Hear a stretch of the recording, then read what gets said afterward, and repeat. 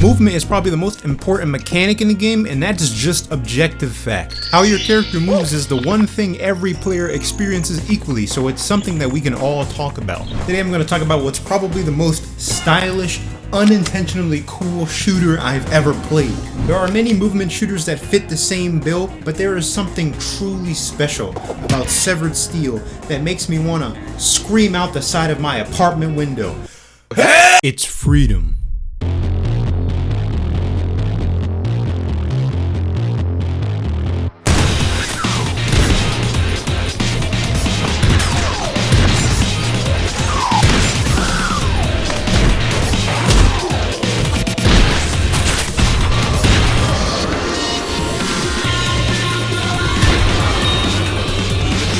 You are Steel, an android that wakes up with one arm missing and some fire in her eyes. You play through a super simple story campaign with about 40-ish levels in them, mainly told with a few animated graphic panels that loosely depict what the story is about. Every level gives you very simple objectives to complete. Kill them all, get out, or activate the space cube. The main difference between this game though and other movement shooters is all about busting moves for style points. Whenever you do a stunt, which just means doing a trick of any kind, you don't take any damage. You can dive, slide, wall run, kick, and even do fucking flips midair. There's the difference. Like right there. As long as you string different stunts in a sequential order, you add more to your combo. One way to help you pull that off is this time slow that's very similar to games like Fear and Max Payne. But Severed Steel comes in and says, hey, as long as you're doing some cool shit, that meter is now for free. There is no real limit to what you can pull off in this game. Kicking objects into enemies, stealing their guns right off their backs, and even drop kicking some dudes. Only limit on the gameplay is that diving can't be animation canceled into other actions. Whereas games like Titanfall 2 and Doom Eternal encourage movement, modern FPS are keen on cock blocking this freedom. Whether that be for technical reasons or for accessibility, being able to do any of this shit is cool anyway. You get a massive arsenal of weapons that you swap through pretty often because she has one arm. She cannot reload weapons. Whenever you run out of ammo, it's time to grab another gun. My favorite weapon has to be the L3. It's a powerful shotgun that just nukes objects and heads. For how short the game actually is, I'm surprised that there's this many weapons in it. You don't get all of them right away, and I'll explain why in a little bit. The next major part is when you find that missing arm, and what you were looking for turns out to be a fucking arm cannon. It can shoot plasma balls that shred through the environment, which is entirely destructible, by the way. Each one focused on slight alterations of movement, some being very vertical while others are extremely horizontal. I mean, there's even a level editor in a Steam workshop, so if you're feeling a little Minecraft Steve, you can make some glorious creations. Like does too.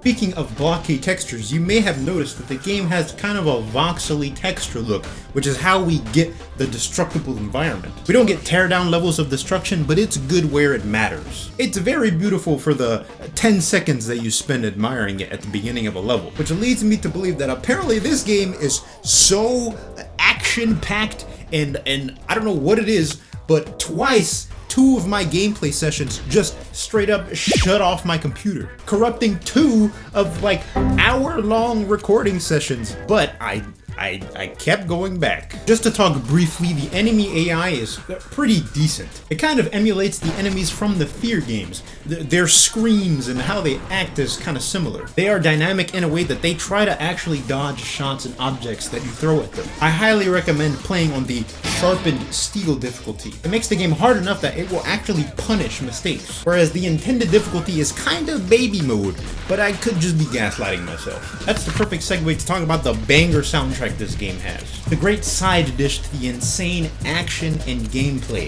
with some breakcore and some Hotline Miami-esque synthwave. But what's probably the most underrated feature in this game is the fact that you can add in your own custom soundtracks. So if you're weird and you want to shoot some dudes to the Animal Crossing music, then by all means, do as you please.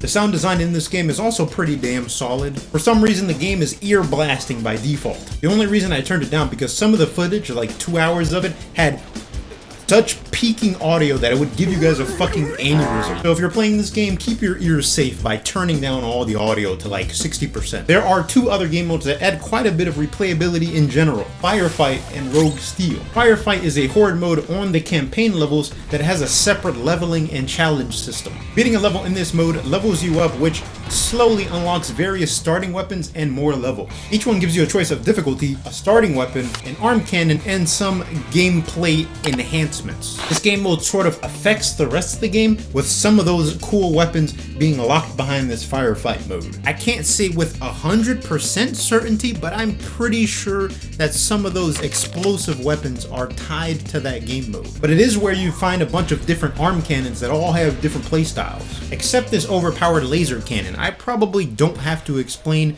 why it disables achievements and the leaderboard. The only ones that I really liked were the gravity gun and the laser cutter. Let's talk about the laser cutter first. It's a beam that directly pierces and can kill enemies through walls. It's pretty cool, but I definitely prefer to be able to make shortcuts with the plasma shots. This gravity gun is literally the gravity gun from Half-Life 2, but just slapped to your other arm. You use it in the same way, except you can also use it to dual wield the weapons. Rogue Steel is exactly what it sounds like, a roguelike mode that takes you through a set of 10 random levels. Start off by picking a weapon card, deciding a starting weapon, but also having a permanent effect on the run. After every level, you pick another rogue card, with the enemies occasionally getting to pick a card of their own, making them a tiny bit stronger, or even gameplay changes like this card, Cowboys. The other cards are similar to the other gameplay enhancements that I was talking about earlier. Whenever you fully complete runs in this roguelike mode, you get points that will slowly unlock new cosmetics for Steel. Though the model doesn't quite match the